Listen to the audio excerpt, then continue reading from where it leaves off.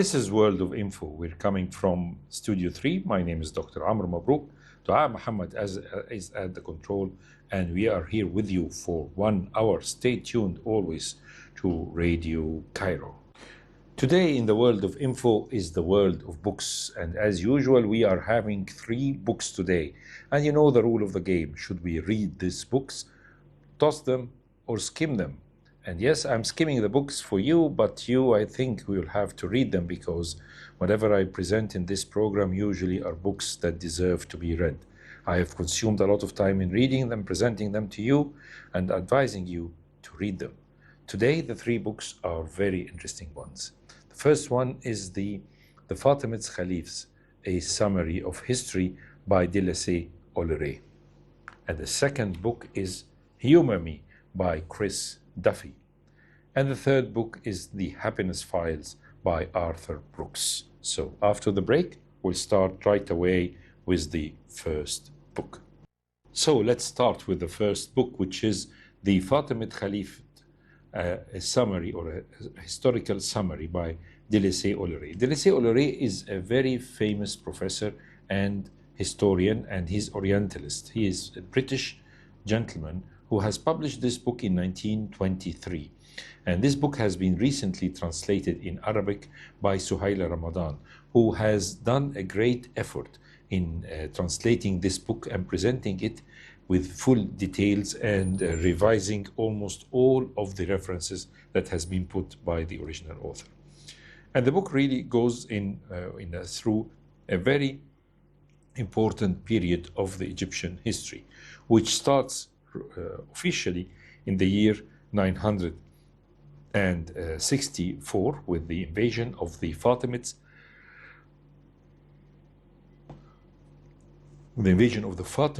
to Egypt, and they're controlled by the Gawhar al-Saqali, who was the general, the Fatimid general who came from Tunisia under the orders of the Khalif al-Mu'izz al-Dinillah. And after establishing Cairo and securing the country to be totally under the governorship of al-Mu'izz al-Dinillah, he asked him to come. So this was the year 964. And this was the start of the Fatimid dynasty, which ruled Egypt from 964 onwards till the year 1171, almost 207 years. And these years are very characteristic of the Fatimids, because the Fatimids were originally Shiite. And to understand about the Shiite and the Shiite behavior, we have to talk first of all about Ali ibn Abi Talib. Ali ibn Abi Talib was the cousin of the Prophet Muhammad sallallahu alaihi wasallam. And Ali ibn Abi Talib was one of his important lieutenants. And he was the third Khalif after the killing of the murder of Umar ibn al-Khattab and Osman ibn Affan. Ali ibn Abi Talib became the Khalif, or the 4th Khalif. He unfortunately died, and his throne, or his governorship, was taken by Muawiyah ibn Abi Sufyan from Damascus. And it is in this important period that we have to emphasize that Ali ibn Abi Talib was married to Fatima, the daughter of Muhammad alayhi salatu wassalam.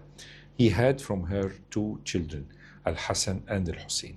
Al-Hassan children were not into politics. Hassan died in the year 50 AD, 50 after Hijrah, while Al-Hussein, his younger brother, died in the year 61 after Hijrah.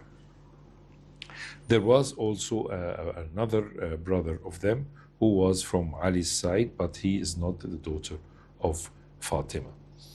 The son of Al-Hussein was Zayn al-Abidin. Zayn al-Hussein died in the famous Battle of Karbala.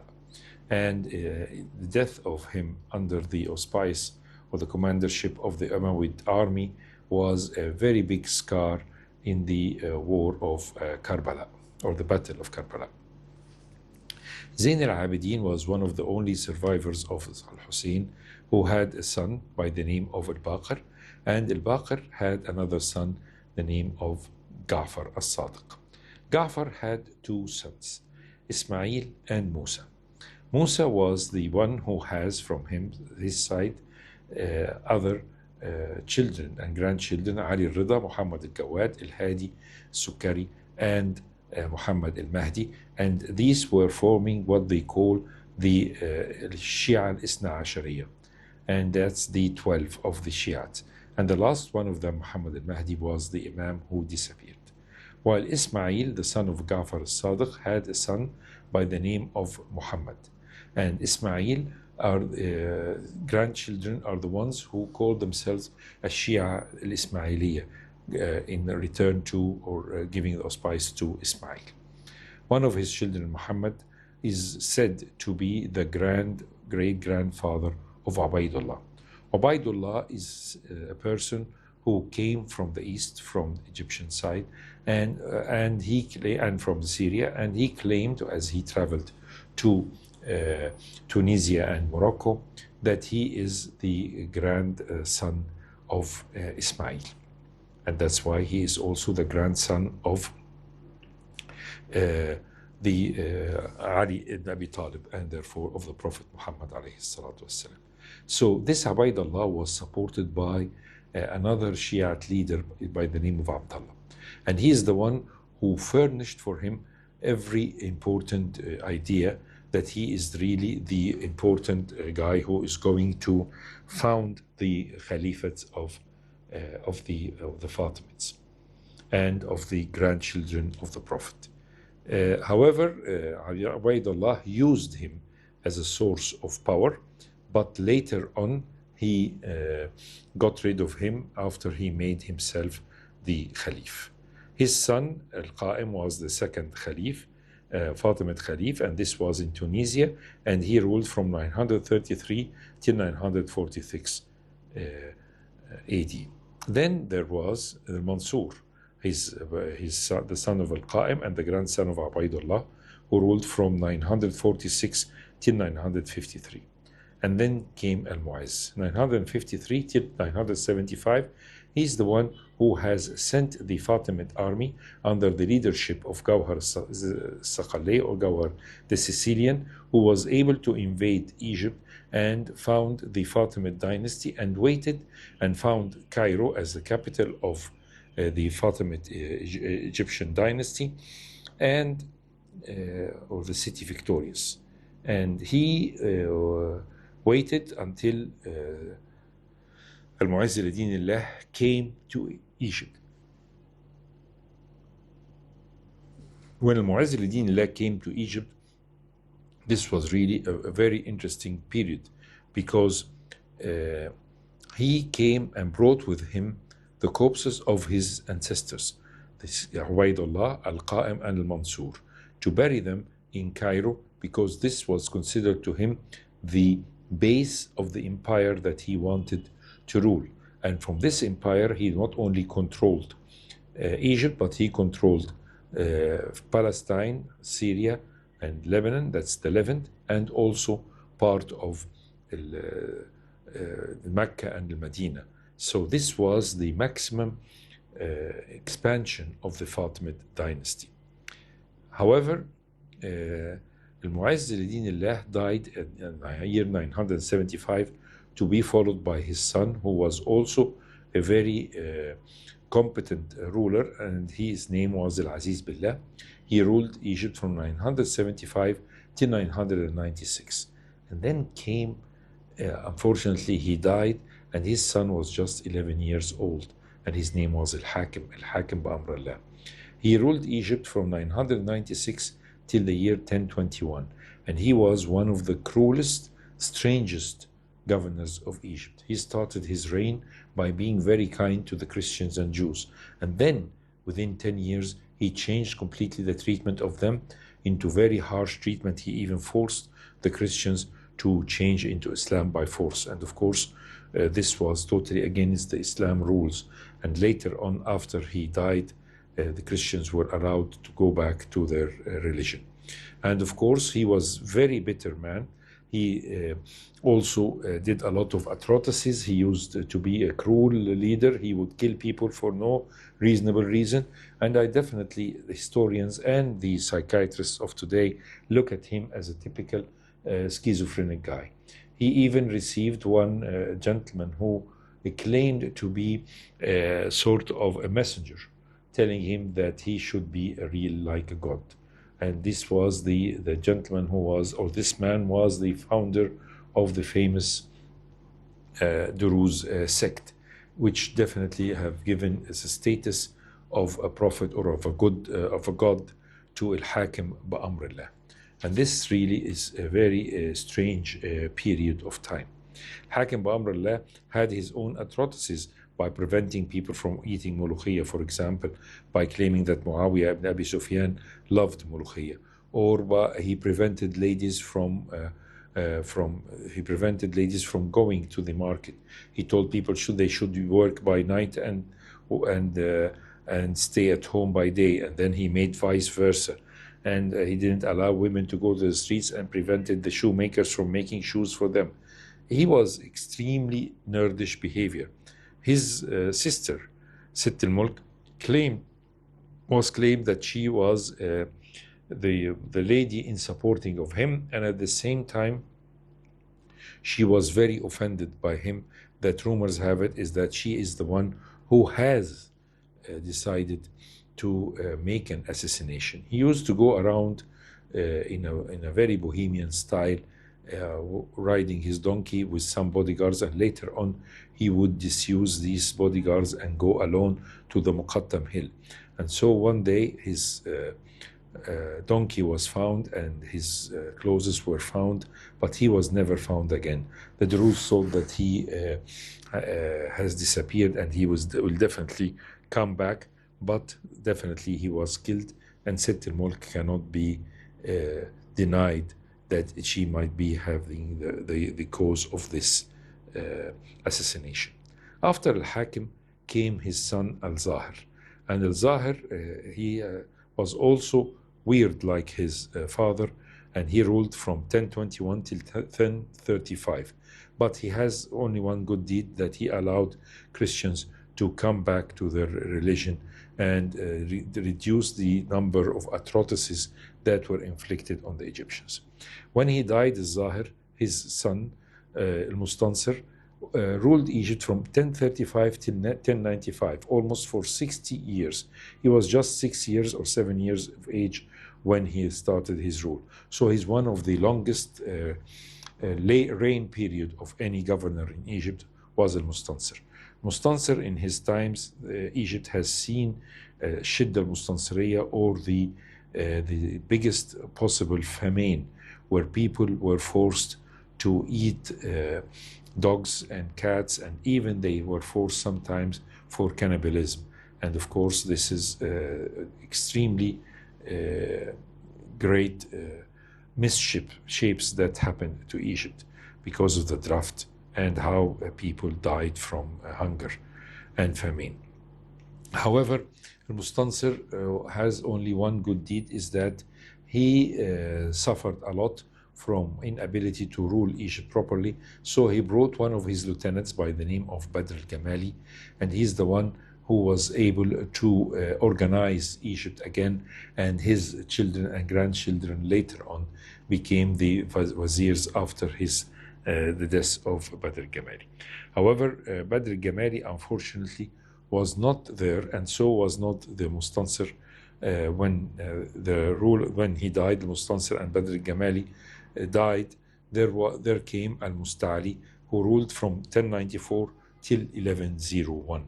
And it is this period where the first crusade came to the Middle East, and the famous massacre that happened in Jerusalem in the year 1099, and the defeat of the Fatimid army, which she left Jerusalem under the auspice of the Crusaders, who made the famous massacre. So after that, there was a great deterioration of the Khalif authority, and the authority was put in the hands of the grand ministers of them. The son and the grandson of Badr al-Gamali were the ministers for some time, and later even the grandson was killed. There was by Al-Amr. Al-Amr ruled Egypt as the 10th Caliph from 1109 till 1131, followed by Al-Hafiz, and then Al-Zafir, and then Al-Faiz, and the last one was Al-Adid, who ruled Egypt from 1160 till 1171. So what was the problem with the Fatimids? First of all, that they were Shiite and the rest of the population were Sunni. A lot of them had very queer personalities. And of course, Al-Hakim Amr and his son Al-Zahir were definitely out of touch with the Egyptian people, and the type of psychological disturbance they had, both of them has really affected Egypt and put it under severe stress and tension. And of course, the fact that in the last, there were 2 centuries of Fatimids, the 2nd century, where the rule was put in the hands of the ministers, and these ministers were corrupted ministers in general, and therefore the arrival of As-ad-Din Shirkuh and his nephew Salah ad-Din Ayyubi were the ones who were controlling the ministership. After the death of As-ad-Din Shirkuh came Salah ad-Din to the power, and he has completely deleted the Fatimid dynasty and ruled Egypt and was the founder of the Ayyubid dynasty. So it's a very different period of time. What we know about the Fatimids is not that huge information, but what's important is that the book has given us a lot of information, has took it in a very just way, and explained to us the atrocities that were made by these different caliphs, and the types of famines that Egypt passed in, and of course the fact that they were the founders of Cairo. This can give great attribute to them. They were one of the richest periods, or the richest dynasties were the Fatimid dynasties, and the Eastern Palace and the Western Palace of the Fatimid rulers was considered to be one of the greatest trophies of all times, full of great luxury and strange plants and beautiful gardens, which made it very special. The main street, which is now called Al-Mu'izz al-Din Street, still goes around as the center of old Cairo with its gates and its mosques, making it carrying the name that was put by Gawhar al-Saqali, and carrying a lot of areas that were drawn originally by the architects of Gawhar al-Saqali at Al-Mu'izz al-Din. A very interesting book by the name of the Fatimid Caliphate, the summarized history by the British author Delassay Olleray, and definitely a book that deserves to be read. So after the break, we'll go and fetch another book. Stay tuned to us. So you're still listening to the World of Info, and today is the World of Books. My name is Dr. Amr MABROUK. Dua Muhammad is still at the control, and we're coming from Studio 3 in Radio Cairo. And the second book of today is a very interesting one. It's called Humor Me by Chris Duffy. And Chris Duffy is a writer, a comedian, an announcer, a podcaster, and a funny guy, and definitely a host of a lot of programs. And he has a beautiful podcast called How to Be a Better Human. And his main motto, how can you laugh even in the most difficult situations? It's a new book that has been produced in January 2026. And Chris Duffy is really trying to bring a smile on our face. And he's trying to tell us how to smile, how to learn to be kind and have a great sense of humor. And he said that having a good sense of humor it doesn't have to be inherited. Doesn't have to be innate. Yes, you can be a great human being, and at the same time having a real good sense of humor. And he starts the book by telling us that the funniest guy who he has met was one of his students as a 5th grade student in a school when he was teaching 5th year students, and he thought that this boy was a very clumsy and very naughty boy who doesn't like to study, and he was always a source of trouble. Then one day, this boy came to him and asked and confided in him. He said, I really hate the food in the cafeteria of the school. So in order to attract his attention, so he told him, just write me an article about that. So the boy has written an article which was full of great good sense of humor talk, that he really loved it, and it was published in the journal of the school, and everybody changed the way they look at this boy, and they considered him to be one of the funniest guys in the school, and at the same time having a super good sense of humor. And definitely this boy later on became a professional comedian, and so he said this is one of the finest guy.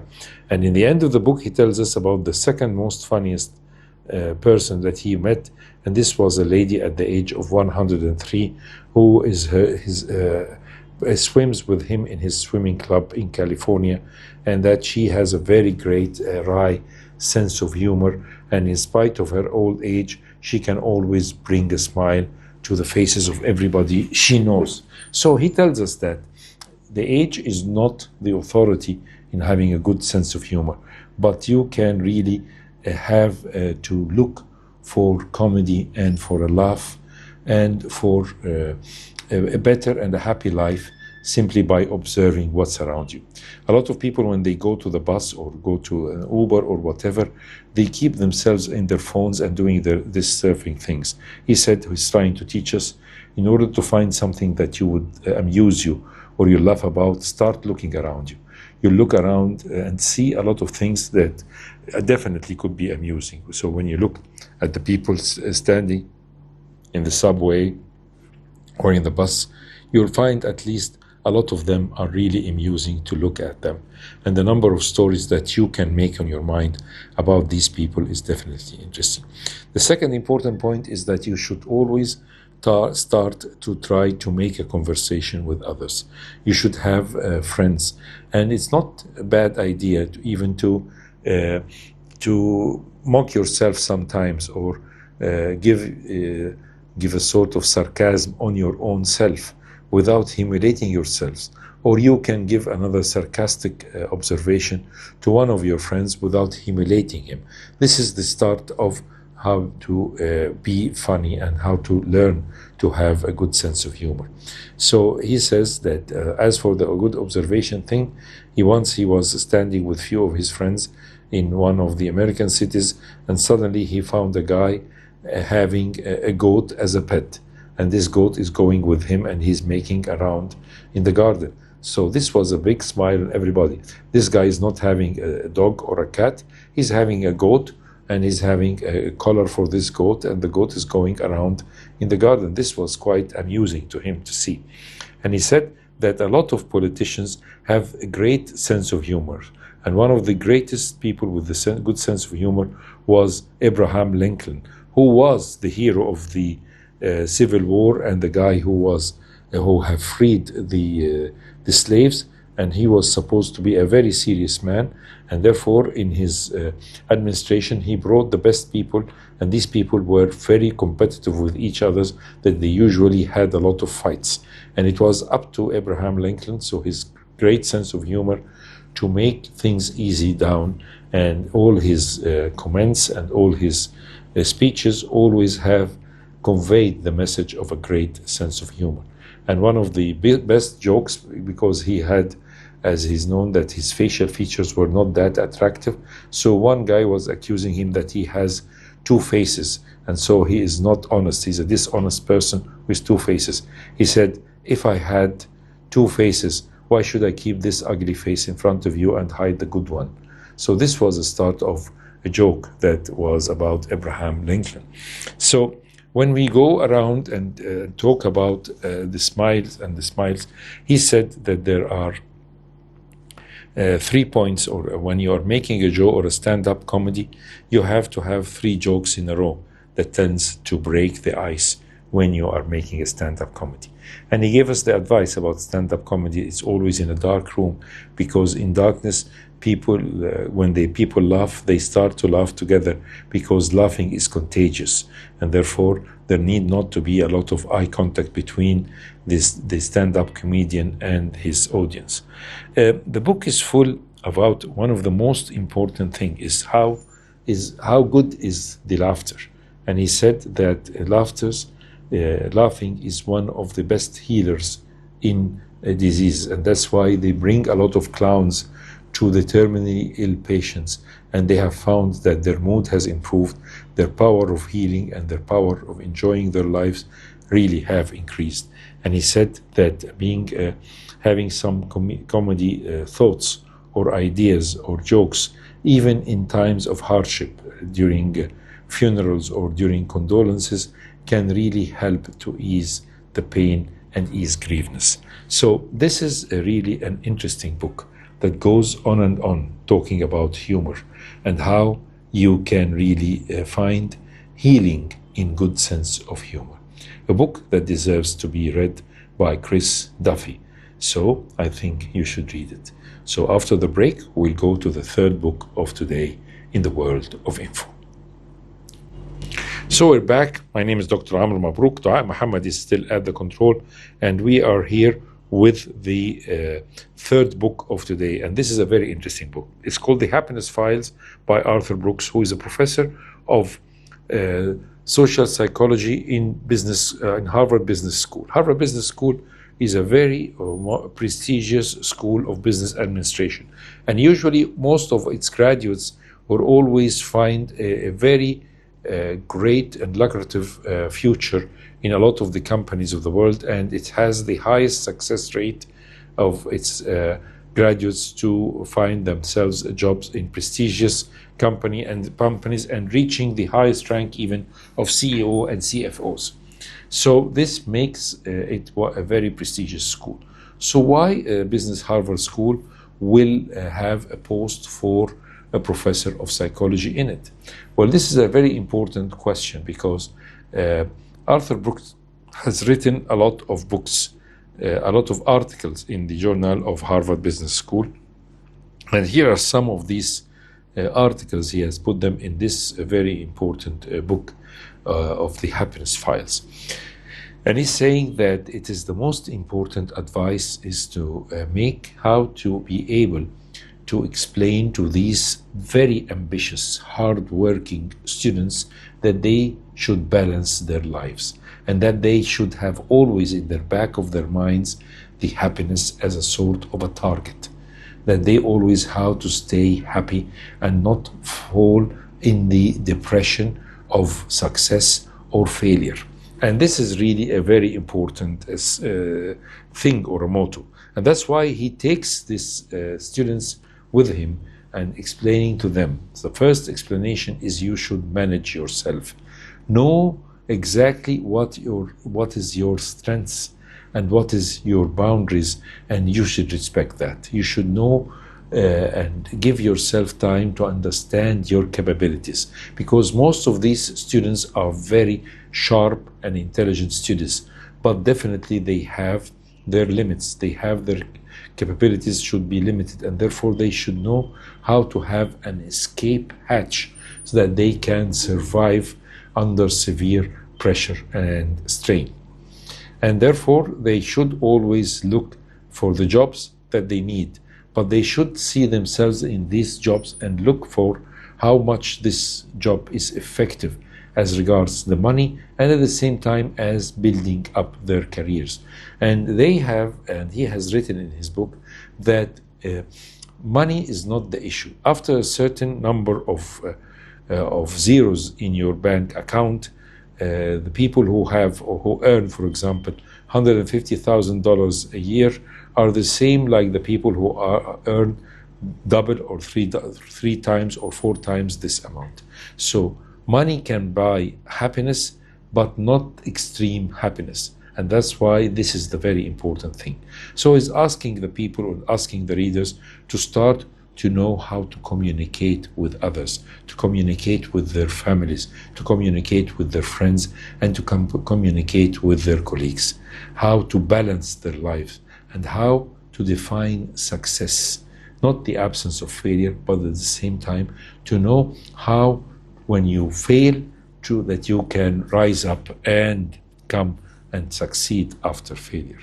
And his advice is to stop spending time on things that you hate, and therefore you should cash on the things that you really love and do them, and therefore you will know how much you can live. And of course, he said that we should avoid always the burnout.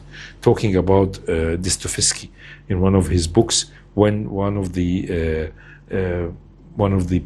characters in his book was telling his father that I decided to go to a monastery, and so his father said to him, beware, you could easily burn out, knowing the character of his son. Yes, burning out could happen even in the most peaceful locations, depending on your character. So you should choose the job that suits you first, so that you don't get easily burned out. And therefore, the other important point is the procrastination. You should learn that sometimes procrastination could be good, by postponing things or by not doing things that are really can hazardous. For example, if you are offered a job that will be 200 kilometers away from your home, so this will be it's better to procrastinate in such a job than to take it, because how can you go to this place every day which is 200 kilometers away from your home? So better not to take this job. But at the same time, procrastination is really a great disease that if it affects you or afflicts you, then you will never be happy ever in your life. So this is another thing. First of all, another important thing is not to be overwhelmed. Don't submit to people in impossible tasks. So when people know that you are efficient, that you are intelligent, they will start putting on you more load. And you kind of be embarrassed to say no. No, you have to learn to say no, because the first thing that we have said in the fight of happiness is to know your limits and to know your boundaries and respect them. And of course, you should worry less, because worrying is definitely the worst thing against, or the adverse of happiness. And he has written a whole chapter about changing jobs. He said people sometimes are very much into changing jobs. Yes, okay, it's good to change a job every once in a while, but if you always change jobs and come from one job to the other, you will hardly feel the best of it, and you will hardly feel or understand how fitting is the new job for you, and therefore you can go in these vicious circles of changing jobs. So always trust your gut and understand this point. And another important thing is how to be happy is to learn the art of giving, whether give support to the poor people, money, or doing good deeds. This will definitely induce happiness in your life. And of course, you should avoid the middle age crisis, because sometimes it comes to you suddenly when you feel that you have reached the half of your life and suddenly you are not able to enjoy it. So you have to understand it and have a look at it in a more philosophical way. So the idea of living in a normal life with communications, learning how to give compliments to your colleagues, and to understand how to get to meetings and at the same time count out with sanity of it, and how much truth should you use in your day-to-day business. Should it be a bit ornamentated, or you should give the sharp way of truth. And he is also discussed the Jung 5 rules. Jung was the assistant of the famous Freud, who said that in order to be happy, you have to have very important things, which is to learn to enjoy yourself, to learn to have good connections and social relations with your family, with your friends, to enjoy art and to enjoy the nature, and to enjoy your time and spend more time in nature. This is in spite of the fact that Jung starts his research saying that it's very difficult to understand how to be happy. So this is part of really a very important ideas of giving a talk about how to be happy. Definitely, this book is very enlarging and thinking of how can you really be happy in your life. It's a good lesson for people who are interested in work, for people who are interested to know more, to understand more, and at the same time to take risks which are calculated risk. And therefore, if there are two choices in front of you, use always the choice that comes with more happiness. A beautiful book about happiness, or The Happiness Files by Arthur Brooks, remain as an interesting book coming from a philosophical point of view. Stay tuned to us in the world of info. So we have, in this episode of the world of info and the world of books today, we have presented 3 interesting books that really deserve to be read. The first book is about the Fatimid Caliphate, and that's a summarized history by Delessé Honoré, a very well-researched book that deserves to be read, especially that you have it translated soon by Suhaila. And the second book is by the Happiness Files. Second book is Humor Me by Chris Duffy, a real interesting book that gives you an idea how always to be having a good sense of humor as a source of success in your life. And the third book was The Happiness Files by Arthur Brooks, giving you advice how to be happy in a world full of work and full of stress. Definitely an interesting guide for your life. By this, we come to the end of the world of info and the world of books. My name is Dr. Amr MABROUK. Dua Muhammad was at the control. Stay tuned always to Radio Cairo, and we'll promise to come back the same time, same station next week in Radio Cairo. And please stay tuned always to Radio Cairo.